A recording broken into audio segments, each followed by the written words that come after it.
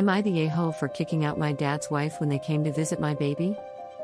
My husband and I welcomed our daughter 6 weeks ago. My mom was with us for 1 week after the birth and then went home, and it was just me, my husband, and our newborn care specialist. 1 week ago, my mom and stepdad came back to stay with us and visit the baby. They'll be staying another week. I invited my dad to come and visit for the same period, but since he wanted to bring his wife Maggie along on the trip, they are staying in a hotel. We are paying for it. We had previously agreed that he would come to visit my apartment alone, and the rest of the time he would spend vacationing with his wife. This had all been working really well, until yesterday when my dad brought his wife with him to the apartment. He said he thought it would be okay since he has been coming alone for a week and she just wanted to meet the baby. I told my dad that she would meet the baby when I was ready to receive visitors, not when he dictates, and she had to leave. We went on bickering until my husband stepped in and told my dad the discussion was over.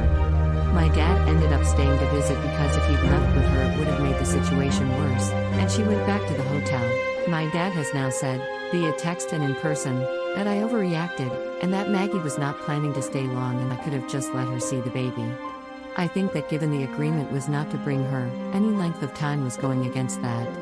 He says I embarrassed her by having that argument in front of my mom and stepdad, and I think he's the one who embarrassed her by bringing her at all. My husband is on my side obviously. Mom and stepdad say it's 50-50, but I veered into a-hole territory by ordering her out the way I did. Having a new baby is a lot, and I'll admit I haven't been my most level-headed, so I'm wondering if maybe I went slightly overboard. Am I the a-hole? Edit. These questions/comments are common, so editing for clarity. Why didn't I want Maggie to visit in the first place? Firstly, Maggie is extremely awkward around my mom. She apparently feels uncomfortable around the woman my dad loved before her, to the point where she can't hold a conversation or make eye contact with her. This makes for a maddeningly awkward atmosphere when they are around each other. My 30th birthday dinner was awful.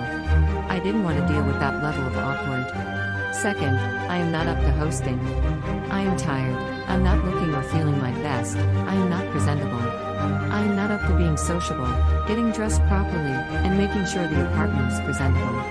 I don't feel the need to do that around my parents, but outside of that, I would.